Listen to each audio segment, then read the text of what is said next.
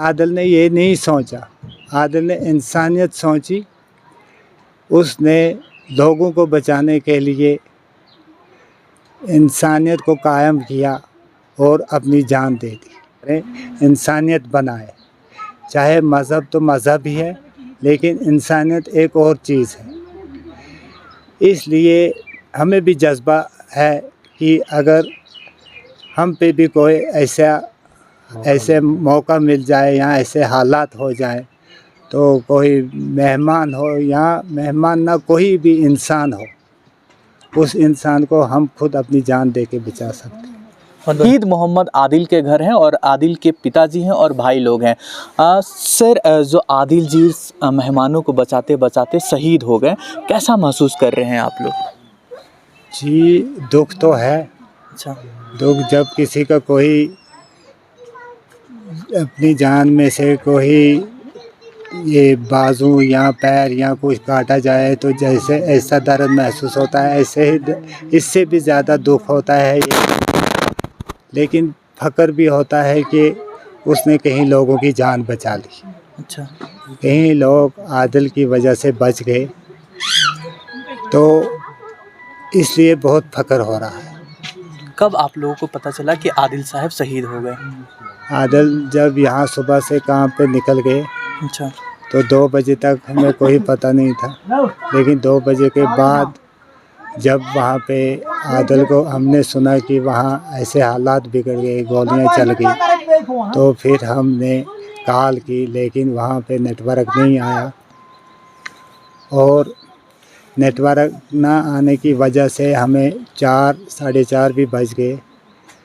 तो फिर हम ऐसे ही करते रहे। 4:30 बजे जब फ़ोन ऑन हुआ तो हमने कॉल की, लेकिन वहाँ कॉल किसी ने नहीं उठाई। तो फिर हम तशवीश में पड़ गए कि या अल्लाह, ये क्या है, कहाँ है, क्या होगा। तो फिर हम ऐसे ही करते रहे 6 बजे तक, लेकिन कॉल किसी ने नहीं उठाई। 6-7 बजे फिर हम यहाँ से ढूंढने के लिए निकल गए और हम अशमुकाम थाने में गए, वहाँ रिपोर्ट रखी और वहाँ परमिशन लेने की कोशिश की, लेकिन उन्होंने नहीं दी। और फिर बाद में उन्होंने हमें वापस घर भेज दिया। तो जब हम घर आए तो कोई सुकून और चैन नहीं था, जिसकी वजह से हम कुछ बैठ सके या यहाँ पे रह सके। लेकिन इसे परेशानी में हमने कॉल लगाई, लेकिन वहाँ पे बंद था। और बाद में जब फिर इन्होंने, मेरे लड़के ने कॉल की, तो वहाँ एक बंदे ने कहा कि हाँ, यहाँ कुछ लोग हैं जो ज़ख्मी भी हैं और यहाँ पे लाशें भी हैं। तो फिर कुछ देर के बाद वहाँ खुल गया, तो हमारे 5-6 बंदे गए, जिन्होंने वहाँ पे लाश को भी देखा। वहाँ पे उन्होंने कहा कि हाँ, आदिल है यहाँ पे।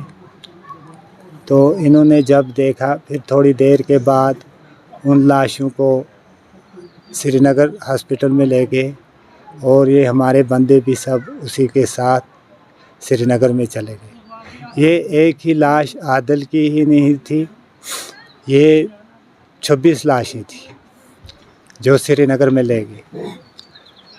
तो वहाँ पे फिर रात को उन्होंने उधरी रखा और सुबह 11 बजे वहाँ से रवाना किया और 1 बजे यहाँ पे पहुँचे। अच्छा, आपने नेशनल खबरों में देखा होगा कि जो मीडिया खबरें चला रही है उसमें कहा जा रहा है कि धर्म पूछकर गोली मारी गई। तो आखिर आदिल साहब आपके बेटे थे और आपका जो मुस्लिम थे, तो आखिर उनको क्यों गोली मारी गई? इस पर क्या कहिएगा देश के लोगों को? जी, आप एक बात सुनो कि अगर वो धर्म पूछ के गोली मारते तो आदिल तो फिर भी बच जाता। अगर आदिल खुद अपनी जान बचाता तो वो फिर भी बच जाता। भागने की कोशिश करता तो फिर भी बच जाता। लेकिन आदिल ने ये नहीं सोचा, आदिल ने इंसानियत सोची। उसने लोगों को बचाने के लिए इंसानियत को कायम किया और अपनी जान दे दी। अच्छा, आदिल के साथ में आपके एक और रिलेटिव थे जिन्होंने मेहमानों को बचाते बचाते वो भी घायल हो गए। वो कौन थे, उनसे क्या वो कौन थे? जी, वो तो हमारे ही बंदे वो भी हैं, मगर वो यहाँ से कम 3-4 किलोमीटर दूर रहते हैं, जहाँ पे सालिया नागाबल बोला जाता है। तो वो वहाँ के हैं। उन्होंने भी बहुत अच्छा किया, अपनी जान को खेला और कुछ बच्चों को भी बचाया। और कुछ लोग वो भी थे उनके साथ, पता नहीं 10 थे 11 थे, जिन लोगों की जान उसने भी बचाई। उस पे भी मुझे फ़ख्र हो रहा है। अच्छा, आप क्या कहेंगे, आपके और 2 बेटे हैं, अगर मेहमान नवाजी या देश के रक्षा में अगर भेजना पड़ेगा, क्या अभी भी बेटों को अपने भेजने के लिए तैयार है? जी, ये हालात ऐसे होते हैं, ये किसी को पता नहीं होता है कि कब मरना है और क्या होगा। लेकिन जब आदिल का ये जज्बा हम भी देखते हैं, यहाँ कोई और मज़हब का भी देखेगा, उसमें भी ये जुनून पैदा होगा कि हम भी ऐसा करें, इंसानियत बनाएं। चाहे मज़हब तो मज़हब ही है, लेकिन इंसानियत एक और चीज़ है। इसलिए हमें भी जज्बा है कि अगर हम पे भी कोई ऐसे मौका मिल जाए या ऐसे हालात हो जाए, तो कोई मेहमान हो या मेहमान ना, कोई भी इंसान हो, उस इंसान को हम खुद अपनी जान दे के बचा सकते हैं। बहुत बहुत धन्यवाद। आदिल के हमारे साथ भाई हैं। आदिल साहब शहीद हो गए और आपको कब पता चला कि आपका भाई मेहमानों को बचाते बचाते शहीद हो गया? वो तो शाम के टाइम में, जब मैं मतलब पहले तो मैं यहाँ से पुलिस स्टेशन गया, वहाँ पे रिपोर्ट रखी कि हमारा भाई जो है काम पे गया था पहलगाम, वो भी वहाँ पे घोड़े चलाता है, वहाँ पे ऐसे ऐसे हालात हुए हैं, वो घर नहीं लौटे। घर वाले बहुत परेशान थे, तो उन्होंने बोला कि कोई बात नहीं, आप अभी घर जाओ, सुबह देखते हैं। उन्होंने हमसे नंबर ले लिया, क्योंकि जो है पहलगाम में किसी को जाने की इजाज़त नहीं थी, ऑर्डर नहीं थे किसी को उनसे। हालांकि हमने उनसे बोला भी था कि आप हमें छोड़ दो, हम जाके देखते हैं हॉस्पिटल में या कहीं पे ज़ख्मी है तो, लेकिन वो भी क्या कर सकते थे, क्योंकि ऑर्डर यही था, मतलब ऊपर किसी को नहीं छोड़ते थे। जो भी टूरिस्ट थे सबको जो है मतलब इधर ही रुका के रखा था। तो फिर जब मैं वहाँ से वापस लौटा, तो फिर शाम को जो है मतलब पता चला मुझे, मतलब एक लिस्ट निकली। तो फिर मैंने लोकल में से कंफर्म करवाया, लोकल एक बंदे से पहलगाम में मैंने कांटेक्ट किया, उनसे जो है मैंने फिर बोला उनको कि मतलब मेरे भाई हैं ऐसे मिसिंग है, वो घर पे नहीं आए। घर वाले जो है बहुत ज़्यादा परेशान हैं, रो रहे हैं, मम्मी पापा रो रहे थे। तो फिर उन्होंने बोला कि हाँ, जो लिस्ट निकली थी उनमें जो है, जो पहली लिस्ट निकली थी उनमें 10वां नंबर की 11वां नंबर पे जो है आदिल का नाम था। फिर उन्होंने मुझे लिस्ट सेंड की, तो फिर मैं यहाँ से गया वहाँ पे। फिर जब यहाँ से पहलगाम में पहुँचा, तो फिर मुझे पता चला कि इनकी डेथ हो गई है। अच्छा, अभी कैसा सपोर्ट मिल रहा है? जो पॉलिटिक्स के लोग हैं, राजनेता हैं, वो कैसे सपोर्ट कर रहे हैं आपके परिवार को?